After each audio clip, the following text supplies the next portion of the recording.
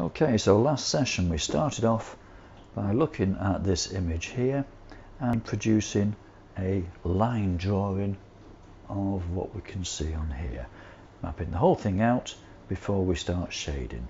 And now we're coming on to the shading part of the picture, making this look three-dimensional. One thing to think about when you're looking at this is always look which way is the light coming from, what direction is the light coming from. Quite easy to spot because you look at where the shadow is. The light has got to be coming from this direction, hitting the orange there, creating the shadow there, hitting the milk bottle there, creating the shadow there. That makes it a bit easier for you to work out.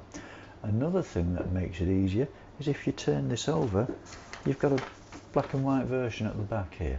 That will certainly help you work out areas that you've got to press on harder with your pencil and areas where you don't touch with your pencil at all. So what you're going to do is you're going to start to shade this picture. It's up to you where you start. Some people start left, work right, some right, left, some start in the middle. Totally up to you. But the main thing is that you look at this picture and you try and replicate the different tones that you see on your picture here. Something that will also help you is you need a scrap piece of paper. Rest that over your drawing. Why? Because if you're leaning on your picture with your hand, if you've not got paper, you're going to smudge it. If you've got paper on there, you won't smudge it. So it makes a much neater picture. You need a sharp pencil, and I'm actually going to start in the centre here with the kettle. And what I'm actually going to start with is I'm going to look at the actual handle there, because what we've got with the handle is we've got a sphere. You've got a circle of light there where it's being hit by the light source, and then going round this circle of light it's going to go gradually darker and darker.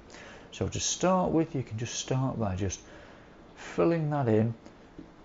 Got to take your time with it. Small pencil strokes to start with. Notice there's a little bit of light there as well, so we just take care with the way that we start filling that in. Some people would be happy just shading it in like that, but if you notice it's really strong, really dark around the back, and what makes a good shaded drawing is really emphasizing the light and the dark areas. Okay, so really working into it's what we call chiaroscuro, the difference between light and dark.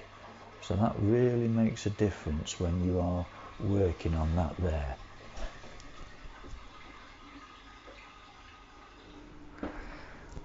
And we can come round here,